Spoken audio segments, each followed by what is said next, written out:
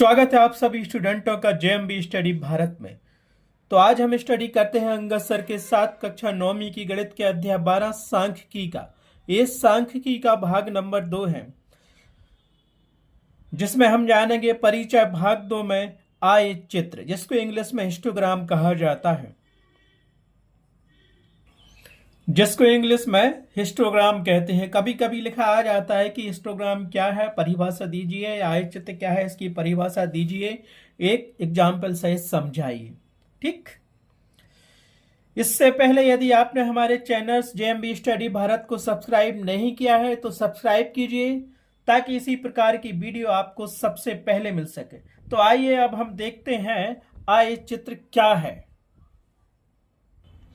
आय चित्र, हिंदी में उसको आय चित्र कहते हैं, इंग्लिश में उसको हिस्टोग्राम्स कहते हैं। ठीक है, इसकी परिभाषा देखते हैं।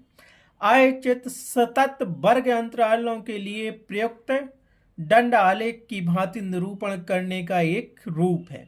जैसे हमने दंड आलेख या बार ग्राफ की परिभाषा दी थी, उसी प्रकार से आय चित्र भी सतत वर्ग अंतरालों के लिए प्रयुक्त दंड आलेख की भांति निरूपण करने का एक रूप है। ठीक है, यही परिभाषा दोगे। उदाहरण सहित हम समझेंगे। तो उदाहरण क्या दिया गया है, उदाहरण देखो, हम देखते हैं हमें क्या दिया गया है। जैसे एक कक्षा में 36 विद्यार्थियों के भार निम्न अनुसार हैं, जो कि बारंबारता बंटन सारणी में दिए गए हैं। एक हमारे पास टेबल दी गई है, बारंबारता बंटन सारणी। ठीक है, इसमें ये वर्ग अंतराल दिए गए हैं और सतत दिए गए। सतत का मतलब होता है, जैसे इसने कहा कि 30.5 से 35.5, इन सभी वर्ग अंतराल में अंतर कितना होगा, समान होगा। अगर 5 का है तो 5 का इसमें अंतर होगा, 5 का इसमें, 5 का इसमें, 5 इसका इसमें, और नहीं है समान तो हम बना लेते हैं। तो जब ऐसे क्वेश्चन आएंगे तो सतत बारंबारता हम बना लेंगे, ये सतत वर्ग अंतराल बना लेंगे हम। ठीक है, तो अभी जो दिया गया है उसको देखते हैं। एक कक्षा में 36 विद्यार्थियों के भार निम्नानुसार हैं, जो कि बारंबारता बंटन सारणी में दिए गए हैं। ये बारंबारता बंटन सारणी दी गई है, भार किलोग्राम में दिए गए हैं, विद्यार्थियों की संख्या ये दी गई है, कुल योग 36 है। तो देखो, 30.5 से 35.5 किलोग्राम भार वाले कितने विद्यार्थी हैं, 9। उसी प्रकार इसमें 35.5 शामिल नहीं है, मतलब 35 कुछ होगा। फिर आगे क्या दिया है, 35.5 से 40.5 कितने विद्यार्थी हैं, 6 विद्यार्थी। 40.5 से 45.5 किलोग्राम की कितने विद्यार्थी हैं, 15। 45.5 से 50.5 तक कितने विद्यार्थी हैं, 3। उसी प्रकार 50.5 से 55.5 किलोग्राम भार वाले कितने विद्यार्थी हैं, 1। उसी प्रकार 55.5 से 60.5 तक किलोग्राम भार के कितने विद्यार्थी हैं, 2। तो यहां ध्यान देना, ये 30.5 से 35.5 9 है, लेकिन इसमें 35.5 शामिल नहीं है। 35.4 तक इस वर्ग अंतराल में शामिल होंगी, क्योंकि यहां जो नया दिया है 35.5 इसमें शामिल होगा। 40.5 ना हो के 40.4 इसमें शामिल होगा। ठीक है, तो सतत वर्ग अंतराल है, क्योंकि 35.5 में से 30.5 घटाएंगे तो अंतर 5 मिलेगा। इसमें भी वही मिलेगा। 40.5 में से 35.5 घटाएंगे तो ये भी 5 का अंतराल मिलेगा। ठीक है, तो ये सतत बारंबारता सारणी है। ठीक, टोटल विद्यार्थी कितने, 36। तो याद रखना, हमने दंड आलेख क्या बनाया था, हमें बनाना यहाँ पे आय चित्र। दंड आलेख और आय चित्र में अंतर क्या होता है तो हम देखते हैं। तो यहां देख लीजिए, जो ये क्या बनाया था हमने, दंड आलेख, जिसको हम कहते हैं बार ग्राफ। कैसे बनता है, ये बनता है, यह चर लिखे जाते हैं x, जैसे जनवरी फरवरी लिखाते हैं, यहाँ चर के मान लिखे तो 1 2 3 4। तो यहां से ये बना था। हर दंड आलेख में क्या है, बीच में ये गैप है, दंड आलेख में या बार ग्राफ में। ठीक है, आयत तो बने हैं, लेकिन इन आयतों के बीच में ये क्या है, गैप है। जबकि आय चित्र में ये गैप नहीं रहता, बल्कि ये सट के बनते हैं। ठीक है, तो समझ में आ गया, ये हमारे पास दंड आलेख है। हम बनाएंगे इस सारणी को देख के आय चित्र। आय चित्र क्या है, दंड आलेख की भांति सतत वर्ग अंतराल में जो हमारे पास डेटा दिया जाता है उसका निरूपण करना। ठीक, तो इतना समझ में आ गया। अब इसी के अनुसार हम क्या करेंगे, एक दंड आलेख बनाएंगे। दंड आलेख नहीं, आयत चित्र बनाएंगे। तो आयत चित्र कैसे बनेगा आप देखना।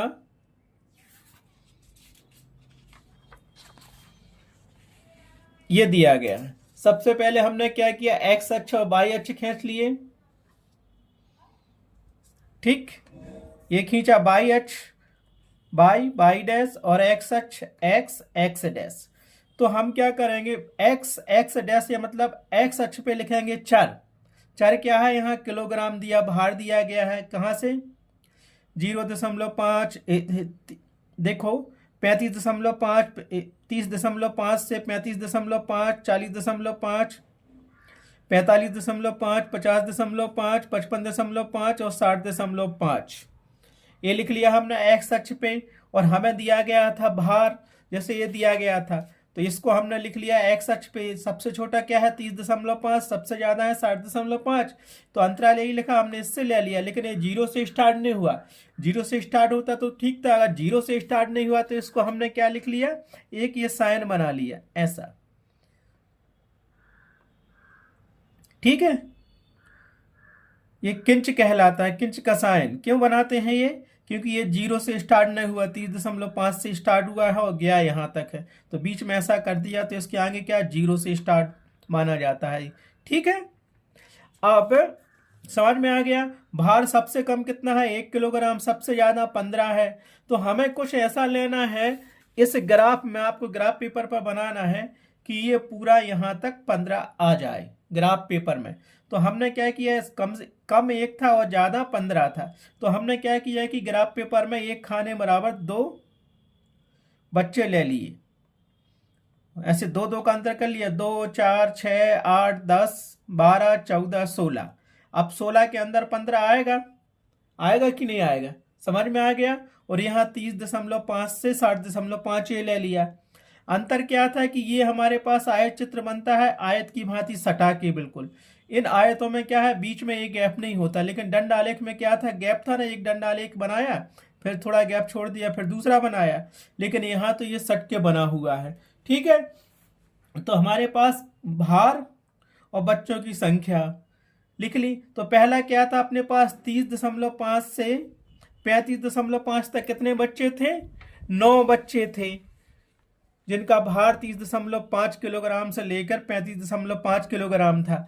तो अब हमने देख लिया, क्या देख लिया, बाई अक्ष पर देखा कि 9 बच्चे कहाँ आएंगे। तो ये तो मिल गया, 2 4 6 8। तो यहाँ कहीं बीच में 9वां होगा, तो इसके सामने 30.5 के सामने और इसके सामने हमने क्या लिखा, बिंदु रखा। और ये 35.5 तक गया था, तो इसके सामने बिंदु रख दिया। तो यहाँ से ऐसा इसको मिला दिया। ठीक, अब नेक्स्ट चलते हैं। एक आयत बन गया, और नेक्स्ट आयत क्या था, 35.5 से 40.5 के बीच में कितने बच्चे थे, 6 बच्चे। तो 6 बच्चों का भार 35.5 से 40.5 के बीच में था, 6 ये है। तो इसके सामने और इसके सामने बिंदु यहां रखा और एक बिंदु यहां रखा, तो ये हो गया। लेकिन ये हमारे पास यहां था तो ये मिला था, तो यहां से ऐसा कर लिया और इसको ऐसा खींच लिया।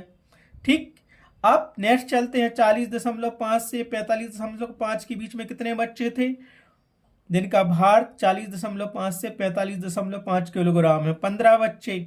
ठीक है, तो 15 कहाँ आएगा, यहाँ कहीं आएगा, 16 के बाद थोड़ा नीचे।